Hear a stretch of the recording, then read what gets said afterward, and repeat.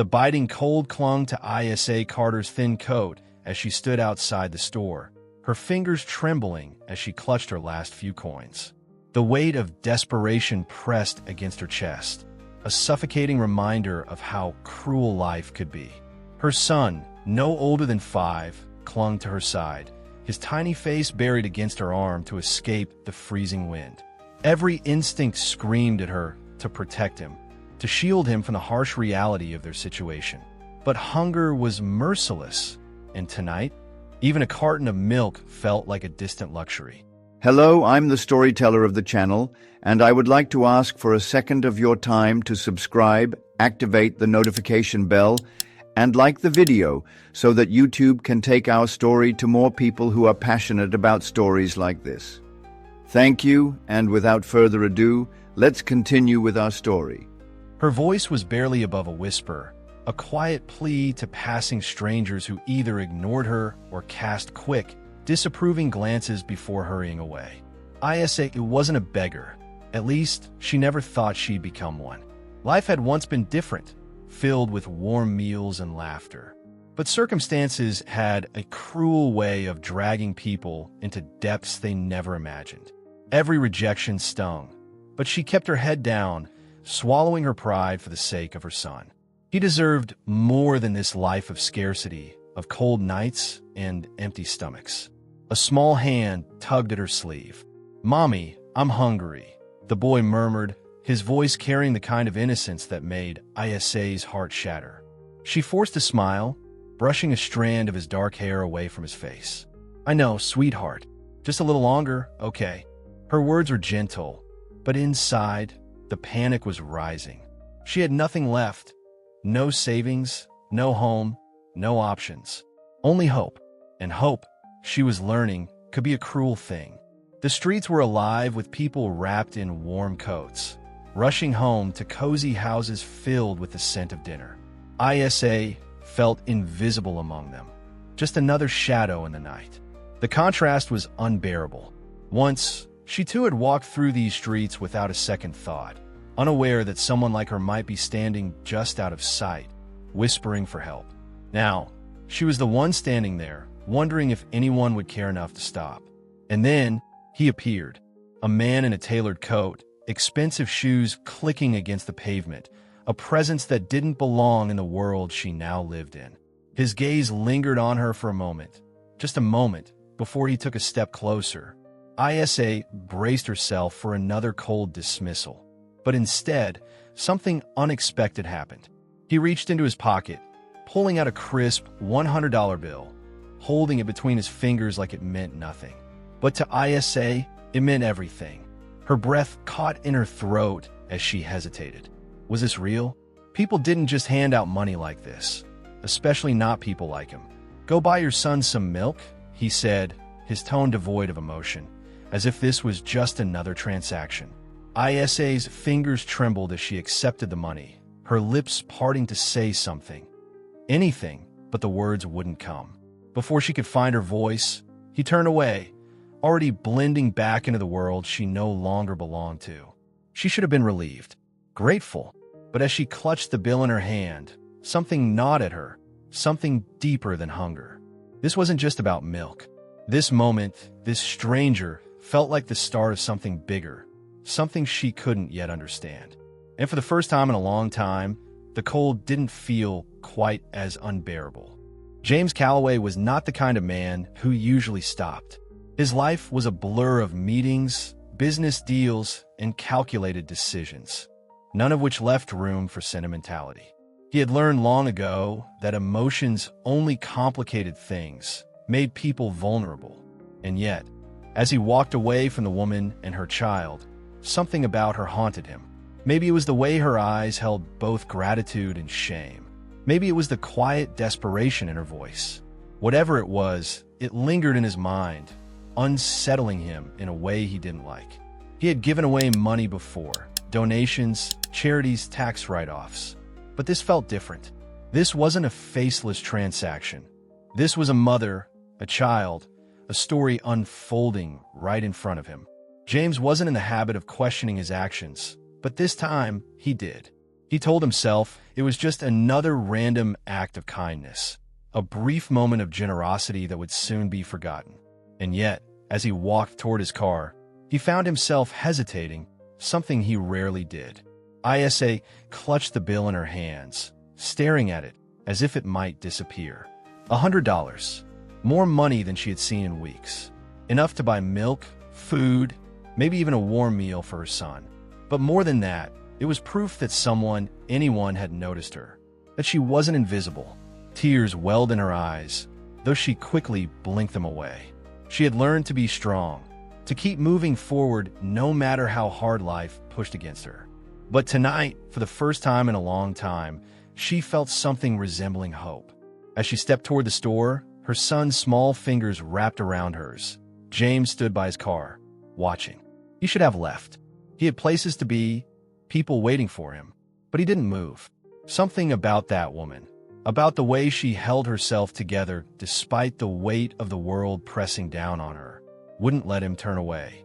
He had spent years building walls around himself, keeping the world at arm's length.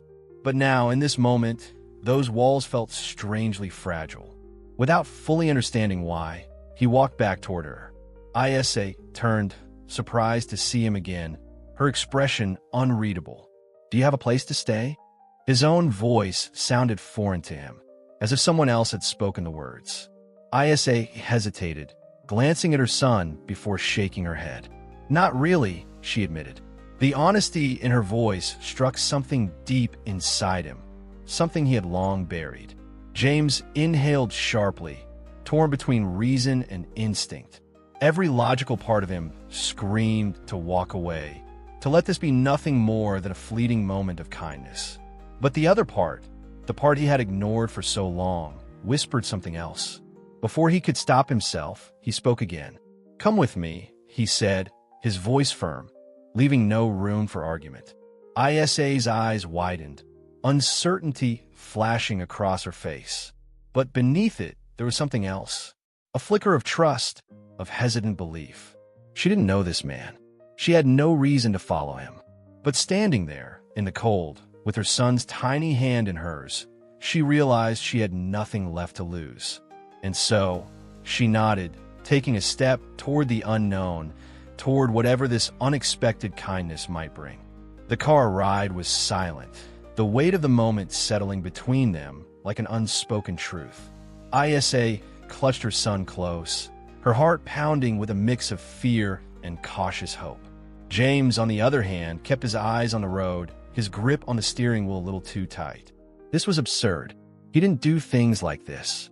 He didn't let people into his life, let alone complete strangers. And yet, here they were, heading toward his home, toward something neither of them fully understood yet. Isa had spent years learning not to trust easily, but something about James was different.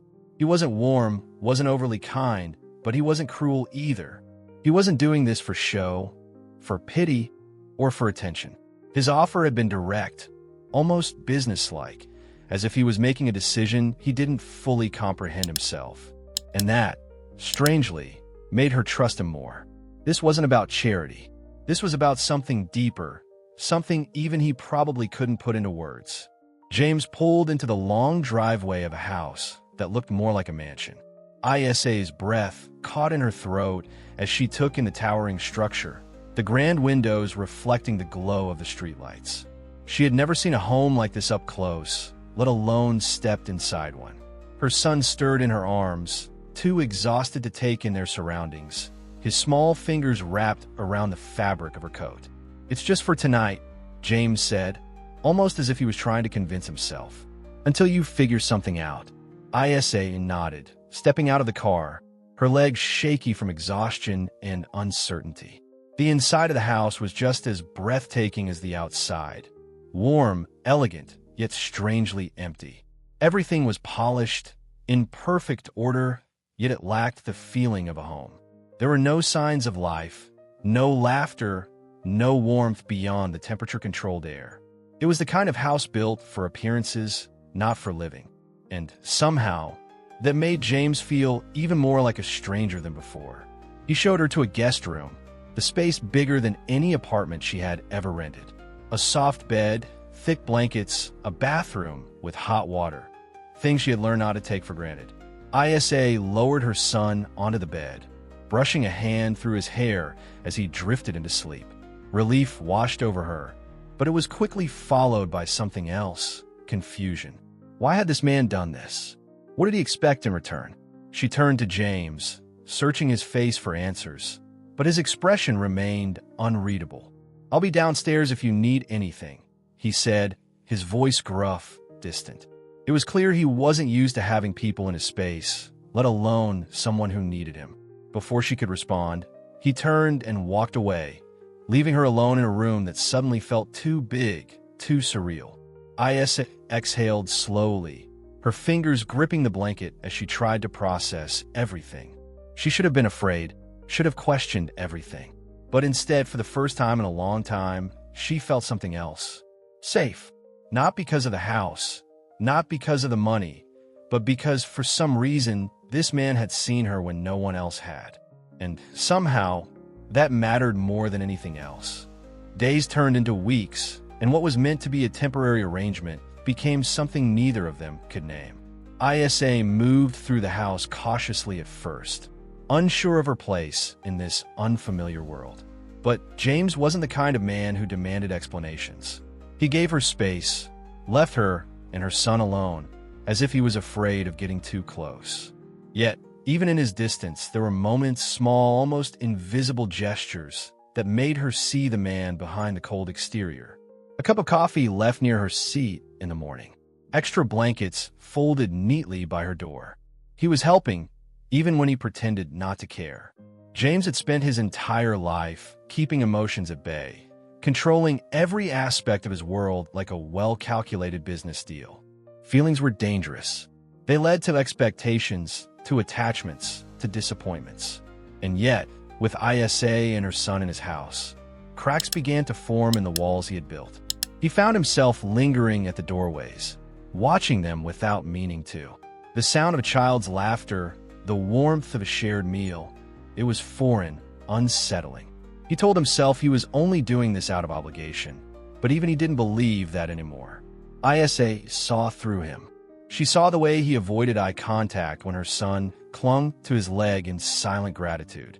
She saw how his hands hesitated before offering help, as if he wasn't sure what to do with kindness. He was a man who had spent too long in solitude, too long believing he didn't need anyone. And yet, here he was, creating a home for two people who had nothing. She didn't push him, didn't ask questions. Instead, she let the quiet moments speak for themselves. And slowly, piece by piece, he started letting her in.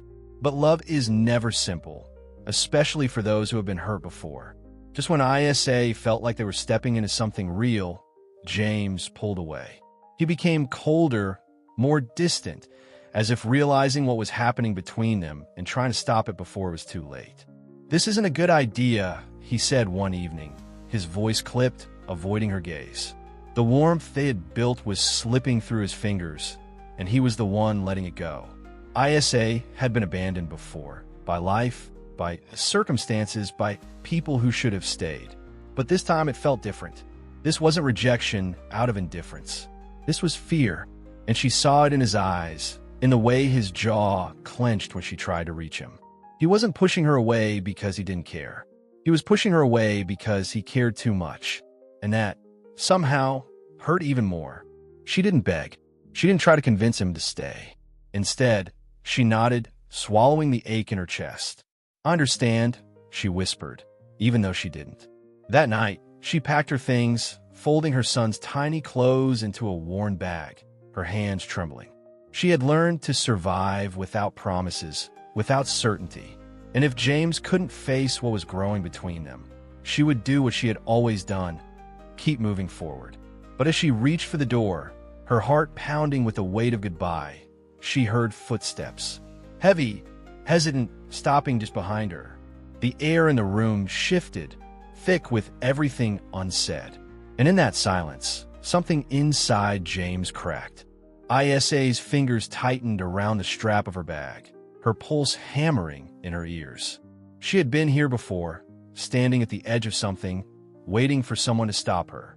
But she had learned not to expect it. People didn't change. They didn't suddenly decide they wanted you after pushing you away. So she inhaled deeply, preparing herself for the walk to nowhere, when a voice, his voice, cut through the silence.